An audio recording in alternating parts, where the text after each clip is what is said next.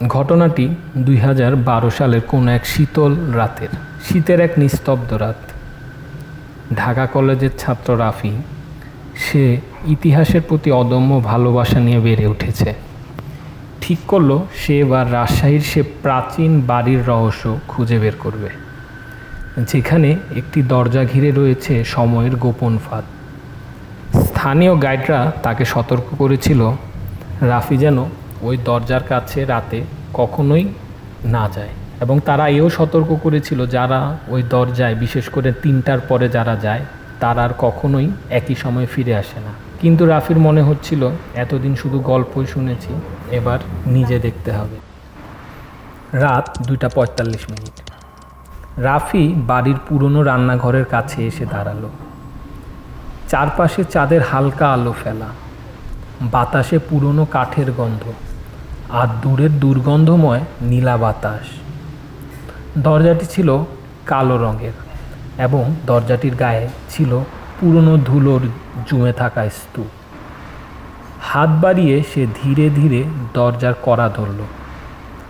হাত স্পর্শ করতেই কেন জানি ঠান্ডা বাতাস তার শরীর জুড়ে ছড়িয়ে গেল। রাত ঠিক 3টা। দরজা খোলার সঙ্গে সঙ্গেই এক বিস্ময়কর দৃশ্য দেখা গেল। ভিতর থেকে বেরিয়ে আসছে নরম সোনালি আলো, যা এতটাই উজ্জ্বল যে রাফির চোখ যেন কিছুক্ষণ ধোঁয়াটে হয়ে গেল। ভিতরে ঢুকতেই রাফির চারপাশের যেন বাতাস স্থির হয়ে গেল, সব আওয়াজ স্থিমিত হয়ে গেল। দরজার পিছনে ছিল এক বিশাল কক্ষ। সেখানে দেয়ালে ঝুলছিল পুরনো ছবি আর খোলা একটি বড় টেবিল। টেবিলের উপর ছড়িয়ে ছিল এক গাদা কাগজ।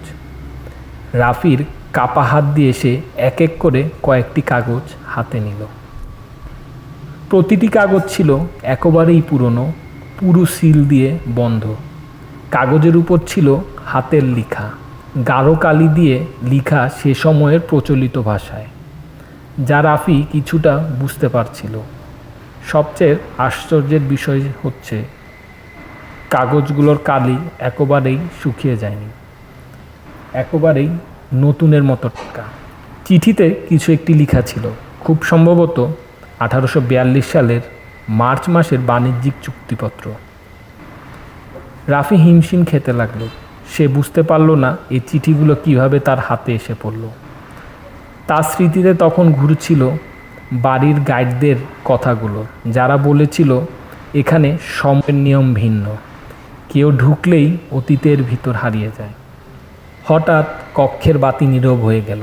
অন্ধকারে রাফির শরীর কাঁপতে লাগলো। সে দরজার দিকে তাকালো। দরজা যেন নিজে নিজে বন্ধ হয়ে যাচ্ছিল। রাফি মনে করলো যেন সময়ের গণ্ডি তাকে আটকে ফেলেছে, ভিন্ন এক কালচক্রে প্রবেশ করিয়ে দিয়েছে তাকে। কিন্তু ধীরে ধীরে দরজা আবার খুলে গেল এবং রাফি বেরিয়ে এলো। তার হাতে সেই পুরনো কাগজপত্র। রাফি ফিরে এসে দেখল সময় এখনও 2012 সাল, কিন্তু তার হাতে যেন অতীতের একটি পোর্টাল আছে। রাফির এই অভিজ্ঞতা সত্যি নাকি রহস্যময় একটি মানসিক বিভ্রম, সে নিয়ে বিতর্ক চলছে। কিছু গবেষক বলেন এটি হয়তো ঐতিহাসিক পুরনো স্থাপনার একটি কক্ষ, আবার অনেকেই বিশ্বাস করেন এই দরজা সত্যিই সময়কে ফাঁকি দিয়ে অতীতে নিয়ে যায়। রাফির কাগজগুলো এখনও রয়েছে এক ব্যক্তিগত সংগ্রহে। কেউ জানে না সে কোথা থেকে কাগজ পেল। কেউ বলে তুমি যদি নির্দিষ্ট সময় আর ইচ্ছা নিয়ে ওই দরজার কাছে যাও, তুমি এক ঝলক অতীতে ঘুরে আসতে পারো। সত্যি না গল্প, তা বলার জন্য রাফি আর কখনো ফিরে আসে। এই গল্পের মূল ভিত্তি নেওয়া হয়েছে হাজী মোহাম্মদ মহসিনের ঐতিহাসিক বাড়ি ও তার সাথে সংযুক্ত কিছু আঞ্চলিক গুজব থেকে। কিছু ঘটনা বাস্তব, কিছু কাল্পনিক সাজানো, কিন্তু তোমার কল্পনা ও অনুসন্ধানই যা সত্যি হতে পারে। এভাবে ইতিহাস ও রহস্য মিশে যায় সময়ের ধোঁয়ায়।